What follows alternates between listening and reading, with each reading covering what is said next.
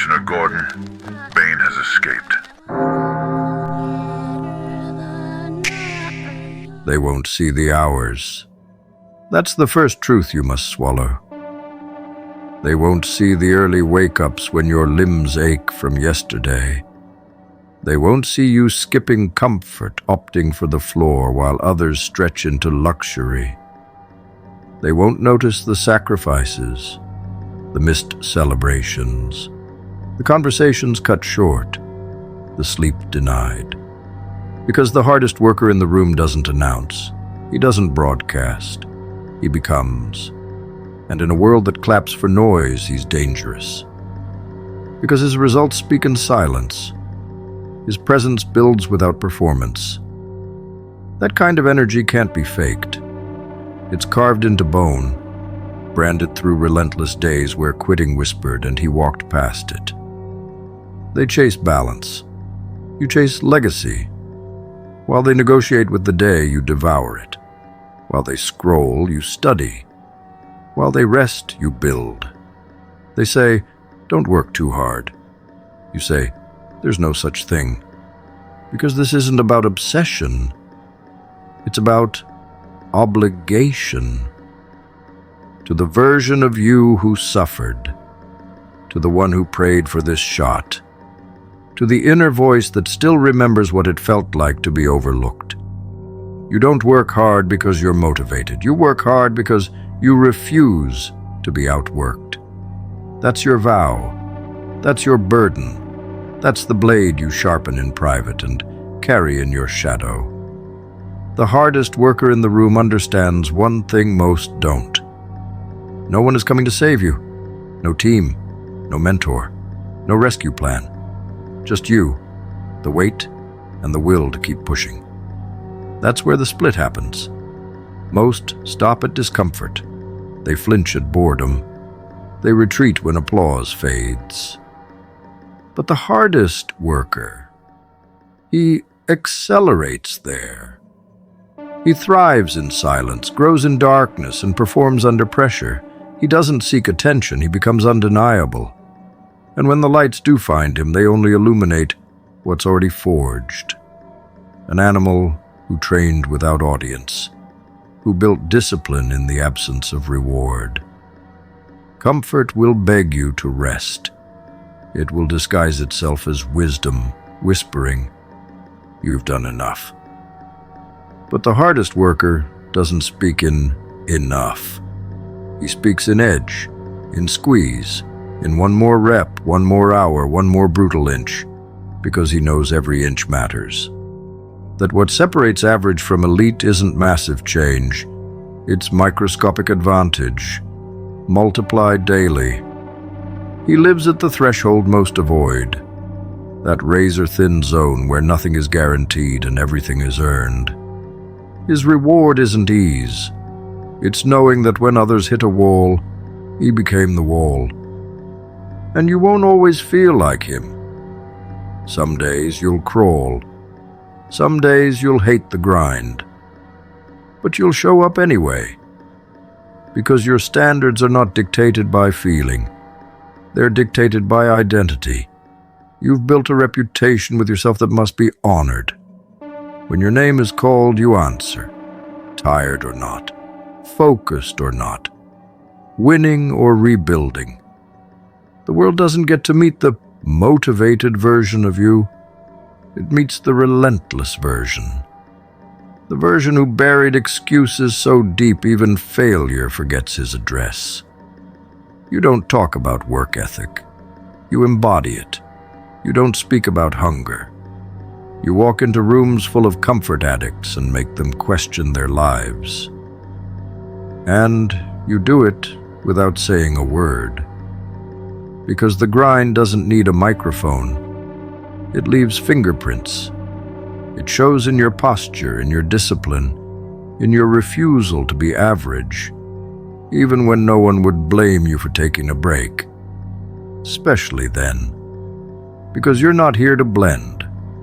You're here to dominate, quietly, permanently. The hardest worker in the room isn't always the loudest, but he's the last one standing. When the music fades and the lights dim, he's still there. Repeating drills no one sees, reviewing details no one notices, cutting fat from his mind, his craft, his circle. While others sleep on potential, he's turning pressure into performance. Not to impress, but to fulfill a contract he wrote in blood. I will not live average. I will not die forgotten. That oath echoes in every rep, every sacrifice, every lonely morning spent sharpening his edge. This isn't discipline for the sake of it. This is war. War against your past.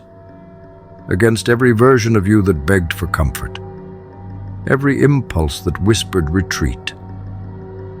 The hardest worker in the room doesn't chase dreams. He eliminates obstacles. There's no confusion in his process, only pain, precision, and persistence. He doesn't rise because the path is clear. He rises because nothing will stop him. And even when he falls, he doesn't ask, why me? He says, next round.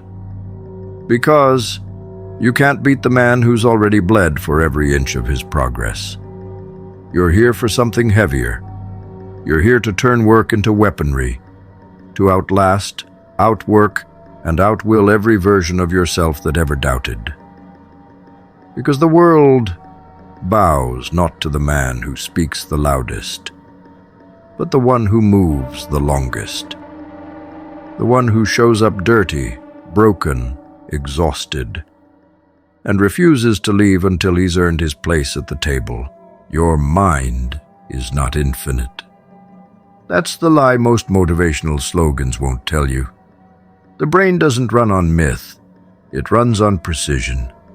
You don't need 20 hours of forced motion. You need 4 hours of undeniable, uninterrupted war. Neuroscience is clear. True peak output, the kind that shatters ceilings and builds empires, lasts only 4 to 5 hours a day. And yet the world rewards hustle porn, all-nighters, burnout parades disguised as commitment. But the hardest worker in the room doesn't confuse motion with impact. He understands the terrain. He studies the machine. He knows peak performance isn't about more. It's about the right hours, guarded like sacred terrain. The enemy isn't laziness, it's leakage. The seconds you surrender to distraction. The energy you hand over to noise. The emotional toll of unnecessary obligations. They bleed your capacity dry before you ever reach your craft. But the man who protects his 4 hours, he becomes lethal. Not because he works harder, but because he works cleaner, sharper. Every action loaded with lethal intent. While others scatter their focus across shallow pools, he builds pressure into a spear. He removes decisions. He eliminates access. He doesn't answer calls during war because war requires silence. War requires ritual. War requires gates that only he can open. He knows when those sacred hours arrive. Not because of a schedule, but because of a state. He wakes not to react, but to prepare. He engineers his morning like a runway. No randomness, no rush, only alignment. So that by the time the moment comes, he doesn't have to get focused. He already is. And in that window, everything bends. Time slows. Doubt dissolves. The project, the body, the mission, it all gets carved into reality by a man who is operating at mental war speed. That kind of energy can't be sustained all day, but it doesn't have to be. 4 hours is enough. If you've prepared like your life depends on it. This is where most fall. They overcommit to output but undercommit to energy. They build mile-long to-do lists and wonder why every line feels like a war they can't win. Because it's not about time. It's about bandwidth. Focus is currency, clarity is fire. You don't need to move more, you need to move better. You need to know which part of your day carries the power and then protect it like it's the last match in a dark, frozen world. Because once you let it die, the rest of the day becomes a shadow of what it could have been. The hardest worker in the room understands this. Sacred hours require sacred boundaries. You don't enter them with clutter. You don't bring yesterday's garbage. You don't check the phone. You don't chase dopamine. You prepare. You breathe. You open the door and walk in like a surgeon into the operating room. No mistakes, no flinching, just execution. The man who treats his focus like a sacred ritual does more in 4 hours than the frantic masses do in 14. Because he isn't distracted by feeling productive. He's obsessed with being effective. And when the hours are done, he leaves the battlefield clean. He doesn't keep digging after the ground has gone dry. He doesn't confuse exhaustion with efficiency. He walks away, not because he's tired, but because he's complete. That's the mark of a master, a man who knows when to enter and when to exit, who protects the rhythm. Because rhythm is power. It's the pattern that keeps his edge razor sharp. While others operate in chaos, he flows in precision. He builds recovery into his system, not as weakness, but as ammunition for the next round. There is no badge for overwork, no medal for burnout, just broken systems and unfinished missions. But the disciplined few, the elite, the ones who've killed mediocrity and wear the scars, they know real hard work is not about more. It's about depth. It's about entering your highest gear when the rest are scattered in shallow motion. It's about becoming a master of energy, not just time. Because in those sacred hours, the man who is locked in, uninterrupted and absolutely present can rewire empires. You want the results the world can't ignore? Then stop chasing quantity. Master the quality. Find your window. Guard it like treasure. Design your life around those hours, not inside them. Let your relationships, your meals, your recovery, all serve those hours. That's how obsession is structured. That's how focus becomes force. That's how you outwork everyone. Not by running longer, but by striking harder. You want to be the hardest worker in the room? Then stop grinding mindlessly. Start protecting the fire. Make those hours holy. Because the man who honors his peak becomes a weapon no one can outrun. He doesn't burn out. He burns through. He moves like a ghost with a grenade in his hand, seen only when it's too late to stop him. That's not hustle. That's war. Silent, sacred, and systematic. In the beginning, hard work feels like silence. You push, you sweat, you bleed into the day. But the world stays still. No one claps, no one thanks you. No light appears at the end of the tunnel. Just repetition, just strain, just the echo of your effort bouncing off walls no one else is listening to. And that's the moment most walk away. They mistake the silence for failure. But the hardest worker in the room? He understands physics. He understands nature. He knows that sound travels, but echoes return only after distance. The work you do today may not speak tomorrow, but it will speak. And when it does, it shakes the room. At first, everything feels invisible. You train in solitude. You create without audience. You sacrifice in shadows. But the invisible builds roots, like pressure building beneath a volcano, like muscle fiber tearing before it grows. The invisible is not empty. It's preparation. It's the unseen weight lifting your future into form. And every repetition, every ignored effort, every painful, thankless hour, it stacks. Not just in output, but in identity. In silence, you become solid, unshakable.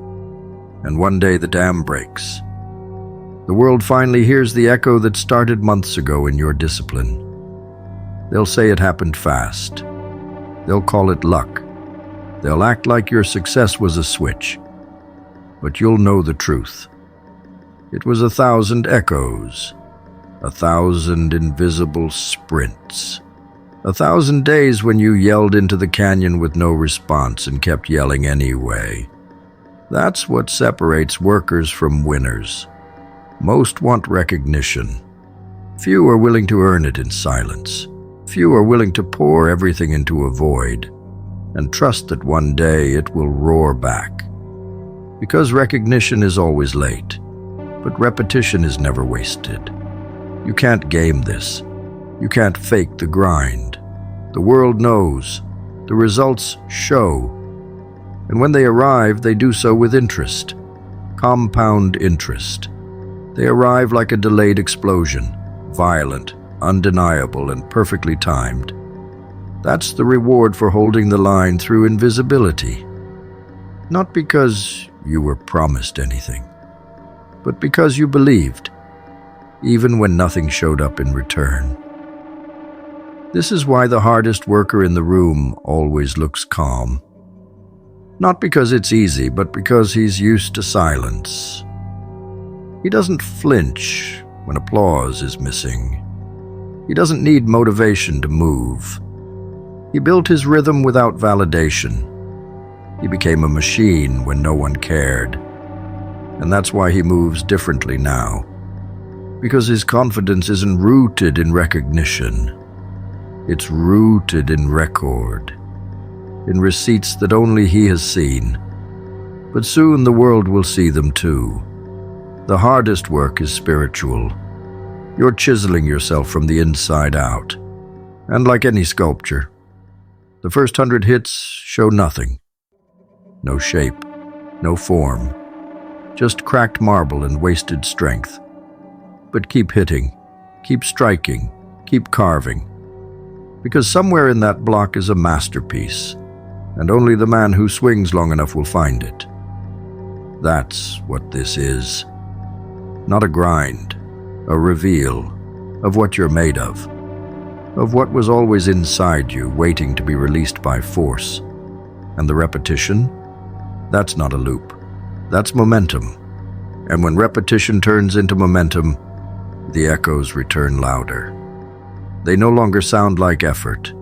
They sound like destiny, like recognition disguised as thunder. That's when people start watching. That's when they start asking how. But they'll never understand the years you spent unheard. The days you walked through the fire with no camera, no praise, no finish line, just grit. You must learn to love the echo delay, to embrace the quiet grind, because the longer the silence, the heavier the reward. This is how nature works, how excellence reveals itself. It delays recognition to test authenticity, to see if you're doing it for applause or for the man you're becoming. The wrong ones quit because they mistook the delay for denial. But the hardest worker, he waits, not passively, but while working, while bleeding, while building. You run marathons in the dark, because the real prize isn't visibility, it's invincibility. The kind forged only by surviving seasons when nothing claps back. The kind that lets you stand in any room and own it. Not because they saw you, but because you earned it long before they ever looked. Your mind is a machine, one designed to reward motion. But not just any motion. It doesn't hand out trophies for faking effort. It doesn't flood your system with satisfaction because you looked productive. It pays in dopamine, drip by drip. Only when you do what's earned. You don't get the hit for dreaming. You don't get it for planning. You get it for completion. And that's where the edge lives. Every time you finish what you said you'd do, the brain rewards you. A tiny internal surge, a chemical stamp of self-trust. That is the real addiction of the hardest worker in the room. Not approval, not recognition, but the quiet, sacred hit that only discipline unlocks. Most chase dopamine like junk food. Fast, empty, cheap scroll, swipe, click number. But the man building something eternal doesn't snack on stimulation. He earns it. He architects his life like a fortress. Every brick is a habit. Every stone is a win. He stacks them day by day until the tower becomes unshakable. That's the real high. The high that doesn't crash, doesn't fade. You want to feel alive? Build systems that prove it. Wake up. Complete your first task. Trigger the flood. Stack another. The rush compounds. Your physiology begins to expect progress. That's how you hardwire momentum. It's not about size. It's about sequence. Brushing your teeth, cold water, reading one page, the phone on airplane mode. You're not completing tasks. You're laying tracks. And each track carries voltage. Because every time you follow through, your brain starts believing you again. It starts trusting that when you say, "I will," you do. That trust is the foundation of confidence. Confidence isn't born from talent. It's born from evidence. Evidence that you are who you claim to be, even when no one's watching. You know when the doubt creeps in, when the days pile up with open loops, tasks you started and never finished, goals you declared and abandoned. The brain remembers. It logs every broken contract, and those logs become shame. You want clarity? Close the loop. Finish the rep. Send the message. Write the line. Your mind doesn't need massive victories. It needs consistent completions. That's how you rebuild belief. Not in one day, but in hundreds of earned finishes stacked like armor around your identity. Momentum isn't magic. It's mechanical. It's built through repeatable wins. And when you string them together, something violent happens. Your baseline shifts. You no longer need motivation because movement is the reward. You don't hesitate because your body is trained to act before doubt takes root. The hesitation window shrinks. The noise fades. And your mind starts to fire with the precision of a trained assassin. Locked, loaded, no wasted motion. But this doesn't happen by accident. It happens by ritual. You design your day like a battlefield. You don't start reactive. You start decisive. The first 30 minutes? Sacred. That's where your momentum is born or buried. You win that window, and the rest of the day bows to you. You lose it, and the day owns you. That's why you plan the night before. That's why you control the input. Because each win isn't just a checkbox, it's a declaration. I am in command. And over time, something shifts. You stop chasing the external highs. You start manufacturing your own. Every task you crush becomes a shot of energy. You don't need caffeine. You need completion. You don't need a hype video. You need a list and the blood to run through it. Because every finished task is a receipt, and every receipt is a reminder. You don't just dream the life. You deliver it. This is where the elite separate. The average man starts fast and fizzles. He floods his to-do list with ambition and collapses under the weight of it. But the hardest worker in the room doesn't chase 100%. He chases consistency. He picks his battles. He sharpens the blade on small daily wins until the blade cuts through chaos. That's habit architecture. That's identity construction. That's how you turn movement into momentum, and momentum into madness. Fatigue is not a finish line. It's the front door. Most tap out when tired. They feel the burn and they label it failure. But that sensation isn't defeat. It's permission. It's the signal that the first layer has been stripped and what underneath is what matters. You want to know what mental toughness looks like. It's not loud. It's not pretty. It's not motivational quotes or adrenaline highs. It's choosing to continue when your body screams, "Stop," and your mind answers, "I haven't even started yet." Because science confirms it. When you think you're done, you're only at 40%. That's not metaphor, that's data. And that 60% you never touch? That's where the hardest worker lives. You don't develop that threshold by talking about it. You build it by finding it, hitting it, and staying there. Most run from pain. The few understand it's an invitation. When your legs tremble, when your lungs rebel, when your mind throws every excuse in the book, that's the test. That's the moment that carves men from cowards. Not because of physical capacity, but because of mental refusal. You refuse to bow. You refuse to compromise. You refuse to leave before extraction, because there is still power to be mined. This is where the edge is found. Not in intensity, but in endurance. Intensity is emotional. It flares. It dies. But endurance is cold, strategic, ruthless. You continue not because you feel like it, but because stopping is not an option.